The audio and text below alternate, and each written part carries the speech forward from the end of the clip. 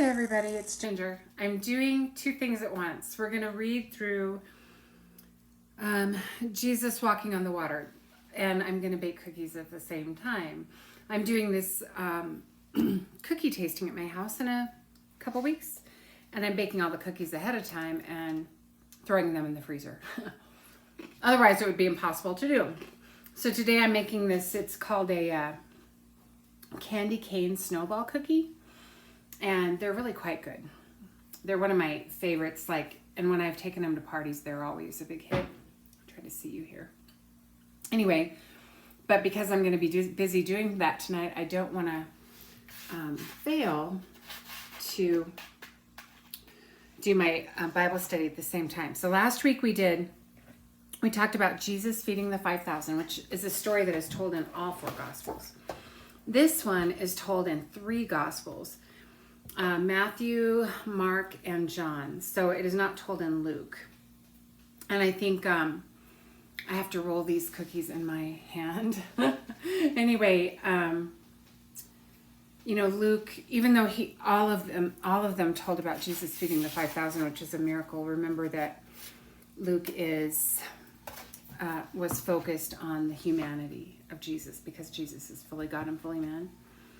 And John has a lot of emphasis on his Godhead. Now, it makes sense because John being one of Jesus' closest friends and even a relative, a lot of people think he was the cousin of Jesus, being that Jesus' mother and his mother are believed to be sisters. So anyway, he was very close to Jesus and saw a lot of things that, like, Luke didn't know Jesus personally. He got his information from other people, and a lot of people suspect he got a lot of his information from Mary, the mother of Jesus. So anyway, but John would have been very, very close to him, and he would have seen things that other people didn't. And if they did grow up together, which is suspected, it makes sense that he would have seen a lot of things, maybe even more than we know. Sorry if my head keeps cutting out. But anyway, let's go ahead and just read part of this. Remember, now I'm going to throw in details that the other Gospels might share that we're not going to get here. And you can read the other accounts on your own if you like. But let's get going here. After these things, Jesus went away. I'm starting at the beginning. I want to start with verse 15 of chapter 6 in John. So Jesus, perceiving that they were intending to come and take him by force to make him king, withdrew again to the mountain by himself alone. Remember, the disciples had just gotten back from their missions trip, and he wanted to take them off on their own, but these people followed, and he fed them. There were 5,000 men plus women and children, and they were following him around. So again, he's trying to isolate here. And he perceived that they wanted to make him king of Israel by force. It's kind of historically, the Jews always wanted a king, Anyway, we could get into that. So he withdrew again by the mountain by himself alone. Now when evening came, his disciples went down to the sea, and after getting into a boat, they started to cross the sea to Capernaum. It had already become dark, and Jesus had not yet come to them.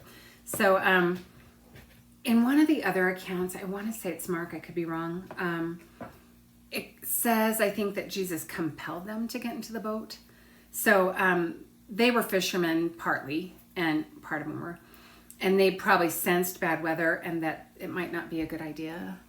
But Jesus did compel them, and they went off without him. Now I want to show you,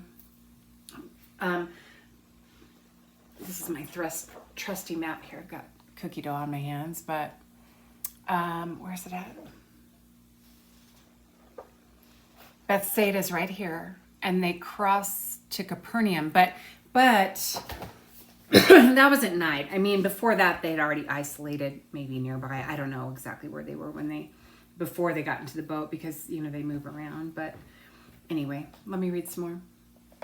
Where am I at? The sea began to be stirred up because of a strong wind was blowing. Now the disciples, being fishermen, they're not going to want to get on the water in these circumstances. So then when they had rowed about 3 or 4 miles, they saw Jesus walking on the sea and drawing near to the boat, and they were frightened. But he said to them, "It is I, do not be afraid." Now let me go to my author too, because these folks had been on the sea without him for quite some time. Let me just kind of read some of this here. He says that, when you do all the math through the Gospels, he was on that sea for about 9. The guys in the boat, his disciples, were on the sea for about 9 hours. It does not take 9 hours to cross that boat. Now, I crossed it when I was in Israel in the 90s, but it was a motorboat. And so, of course, it didn't take us very long, but they were on the storm for about 9 hours. And he's putting it together with the other gospel accounts as well. But during about the 4th watch of the night, which is between 3 and 6 p.m., that is what made it 9 hours. Jesus came walking to them. Now, he wasn't walking directly to the boat. He would have passed by it if they hadn't said something. Let me grab my cookies out of the oven. Hold on. This is like killing 2 birds with 1 stone. I think I'm going to have to cook them a couple more minutes. I'm making these cookies small because when I do this cookie tasting, people are going to taste all kinds of cookies. And so I want to make them smaller so that they're not overwhelmed by just 1 cookie. But anyway, they were on the water for about 9 hours. And that's when Jesus came to them. But he would have passed by if they had not said something. Now, when they first saw him, they thought he was a ghost. I think it's one of either Matthew or Mark that says that. They didn't realize it was him at first. This book, my author says they wrote about 5 and 20 or 30 furlongs, which is about 3.5 miles. That's what our scripture says. They covered that distance in 9 hours because the storm was contrary to them. So even though they had traveled all that time or tried to, they weren't making a whole lot of progress, to be honest. So anyway, they were having some trouble. And he comes to them.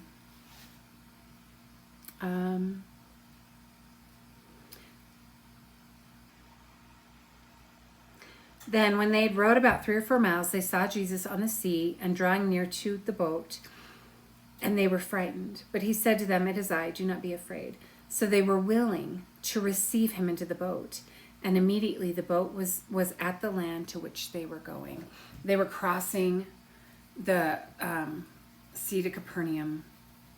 And if you ever go to Israel, take the time, pay somebody to take you across that lake because it's awesome. But anyway, so once he got into the boat, they were where they needed to be. They were already at the other side.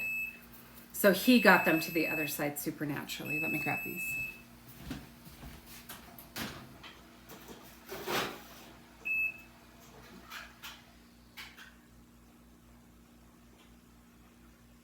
I'm just looking at them. I'm wondering if I need to cook them just slightly longer. It's kind of, I just started doing this tonight, so, you have to kind of weigh it and see how they're doing after a while. My dough is had been refrigerated, and so I think it's taking longer because it had been refrigerated. So anyway, but, so they receive him into the boat, and then automatically they are on the other side in a supernatural manner. Now, what he doesn't tell you, and what I believe Matthew will tell you if you want to go read that account, and that would be in Matthew 14, chapter 14. Peter walks to him on the water. So,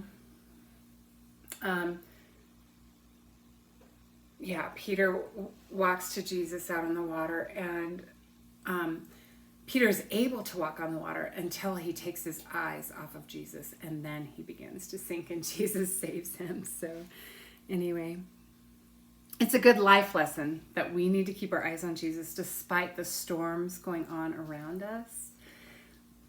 And yeah. So anyway, let me put these over here. Got another one. Okay, hold on, guys.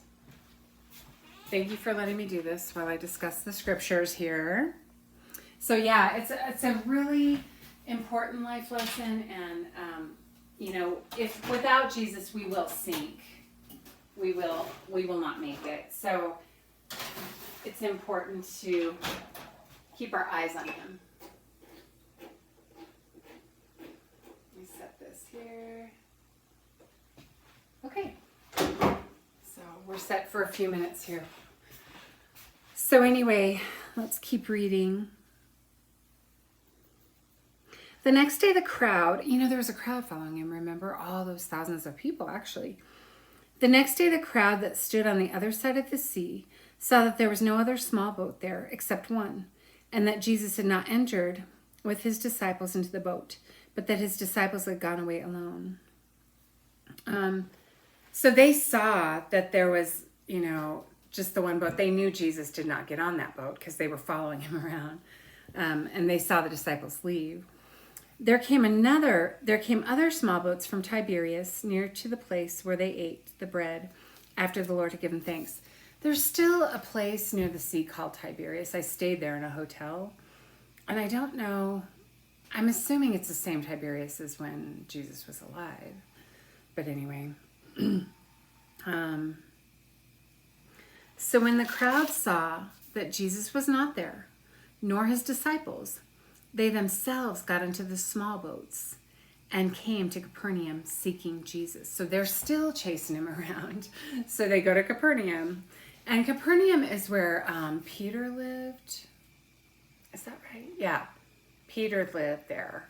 And if you go visit there now, they have a traditional site they believe was the remains of Peter's house. And they built this funky looking Catholic church on top of it. And if you look underneath, you can see underneath where the church is built. It's kind of like on, I don't know, pillars or something. Can't remember exactly. But you look under and you can see like old remains. And the synagogue is really nearby, the synagogue that Jesus would have taught at. So it is a very, it's a fun place to visit. But let me read a little bit more here. Jesus answered to them and said, "Truly, truly, I say to you, you seek me not because you saw signs, but because you ate the loaves and were filled. Do not work for the food which perishes, but for the food which endures to eternal life, which the Son of Man will give to you. For on him the Father has set his seal." Therefore they said to him, "What shall we do that we may do the works of God?" Now remember, these are Jewish people who are obsessed with their own good works, or what they perceive to be their own good works. And that's what was required of them. Not only did they follow all the Old Testament law, but they also had the oral law, which was additional laws that their leaders put out for them, the Pharisees. And so they're always thinking of what work they need to do to make themselves righteous. Now, if you've been studying with me for a while, you know that our works don't make us righteous. Our belief in Jesus makes us righteous. But it's kind of the greatest temptation in the world to rely on our works to save us, but our works will not save us. But anyway, let me keep reading. So anyway, they said to him, oh, wait a minute. Therefore they said to him, "What shall we do that we may do the works of God?" So they said to him, "What then do you..." Or wait a minute. Verse 29. Jesus answered and said to them, "This is the work of God, that you believe in him whom he has sent." Believing in Jesus is what he wants. He wants people's faith in him, a belief that trusts him, to pay for people's sin, a belief that that he is the creator and that he was sent as the Messiah into the world. So let's keep reading. So they said to him, "What do you do for a sign, so that we may see and believe you? What work do you perform?" These people, some of them at least, were there when he fed the 5,000 with 2 fish and 5 loaves. They're not satisfied. They want more, right? Our fathers ate manna in the wilderness, as it is written, he gave them bread out of heaven to eat. They're comparing the manna that Moses, that they got from the sky in the wilderness when they were with Moses, to what Jesus has done. Okay, let's see. Jesus then said to them, "Truly, truly, I say to you, it is not Moses who has given you the bread out of heaven, but it is my Father who gives you true bread out of heaven." Yeah, God the Father sent that manna to them. "For the bread of God is that which comes down out of heaven and gives life to the world." He's comparing himself to bread here. He is the bread of life. You know, if we don't eat anything, we're not going to have life. And so he's comparing himself to that. Jesus said to them, "I am the bread of life. He who comes to me will not hunger, and he who believes in me will never thirst." Not physically, but spiritually, okay? "But I said to you that have seen me, and yet do not believe." So I think here is interesting because these people, they want what he has to offer, but they don't believe. They don't believe. And that's what's going to save them, is belief in him. "All that the Father gives me will come to me, and the one who comes to me I will certainly not cast out." Anybody can have Jesus, who wants that relationship with him. "For I have come down from heaven, not to do my own will, but the will of him who sent me. This is the will of him who sent me, that of all that he has given me, I lose nothing, but raise it up on the last day. For this is the will of my Father, that everyone who beholds the Son and believes in him will have eternal life, and I myself will raise him up on the last day." The last day, like I heard somebody say, the last day meaning the last day of the church. Now the church meaning the believers, because once we're no longer on earth, you know, the church age, or the earthly church age, would be no more. Let's see, is there anything else I wanted to show you? I think I'll let you go there. And our author points out that only when Jesus got in the boat did the winds subside. So as far as like the winds in our life, it doesn't, if we're a Christian, it doesn't mean we never have trouble. But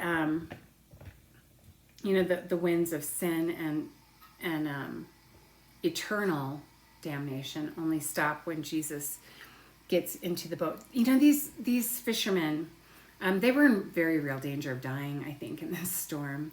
It should not have taken them that many hours to cross the boat. They were in great danger. So, and even another miracle that I'm thinking of is when Jesus was in the boat with them one time and he was asleep, and they thought they were going to drown because the wind and waves were so bad. And so Jesus had to call out and speak to the wind and waves and tell them to calm down. And that was another miracle that he did. Before this, and I can't remember which gospel it's in, but it has to be either Matthew or Mark, I think. Yeah. Anyway, after the feeding of the 5,000, or was it after the feeding of the 4,000? I think I'm going to avoid that comment until I find out. Anyway, I'm going to finish my cookies up here. And look at them. They're like they have candy canes in them. This dough, you make it with powdered sugar instead of regular sugar. It has a ton of butter in it. And you put crushed up candy canes in it. And my favorite candy canes to use are the Bob's Sweet Stripes, because they kind of absorb moisture. But these kind of candy canes, they're like the Brock's candy canes that are pre-crushed. I got those so I wouldn't have to crush them myself. And they do kind of melt in the cookie, which is a little bit different than what I'm used to. The others maintain their shape a little bit better, but we're just going to go with it and see how it turns out. So anyway, I hope you have a great week. And maybe next time I'll be baking, or maybe I won't, but we'll talk to you later. Thank you. Have a good one.